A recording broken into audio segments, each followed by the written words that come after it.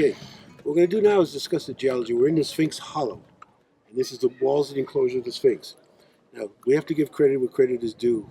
A lot of this work was first done by Dr. Robert Schoch, who was brought to Egypt by Jonathan West in the early 90s to discuss the geology of the Sphinx. And clearly, when Dr. Schoch saw this, he said it's a textbook case of water erosion, not wind and sand. So then you have to understand the climatology involved. It hasn't significantly rained in this area in over 10,000 years. So right away that defeats the standard date of 4500 BC. But also Dr. Schoch went much more into detail. Because he's a sedimentologist and an expert at stratigraphy, he mapped each layer. Now limestone is a sedimentary rock. It forms under the ocean. It contains shells of marine animals. It forms in layers. But it is not homogeneous. It is heterogeneous. In other words, you could have a hard layer, a soft layer, a harder layer, a softer layer, even a harder layer. In other words, it's not uniform. So Schoch painstakingly mapped each layer of the limestone here and found the hardest layers are some of the most eroded.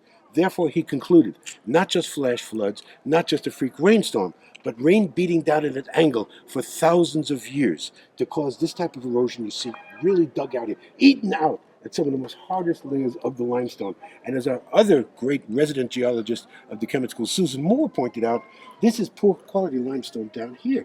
This is mainly the bedrock. But when you get up here, it's more deposited, more uniform, and stronger.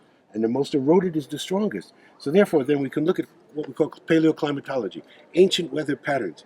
There was an event that happened 30,000 years ago. It's known as the Mousterian subpluvial, where it severely rained for hundreds, if not thousands of years, all of North Africa.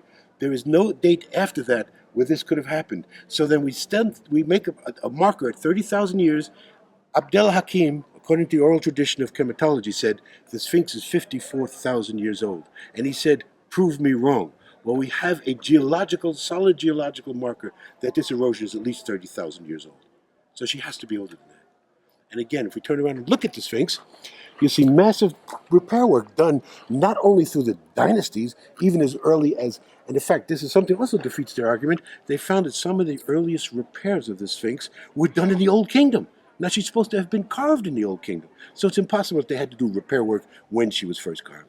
But that's all through the dynasty, the 18th dynasty, 19th dynasty, even up to Greco-Roman times. And some of this is modern repair work just done in the last 30 to 40 years. And it continues to erode. And you can see the massive erosion on the body of the Sphinx, massive erosion on the wall. But you look at the head is totally out of proportion. Now we know that these ancient people, whether we're talking about dynastic or pre-dynastic, were masters of harmony and proportion. So they would not carve a head that's way out of proportion. The head has been carved back at least 2 or 3 times. It is the original level, ground level of this enclosure was at the neck of the Sphinx. There where the top of the erosion is, that was where the wall was. So in other words, they hollowed all this out, took all the blocks here to build the temples we see in front of us, called the Sphinx Temple and the Valley Temple. So this was originally up to where the neck of the Sphinx. All this stone has been taken out and made into blocks of temples in the front. So what was left up there would have been what Dr. Schoch calls in geology a yardang, meaning just a natural limestone outcropping. So only the head was above the surface. And now we know by the erosion of the head, by the proportion of the head, it's been carved back maybe 2 to 3 times. As it is today, I believe others too.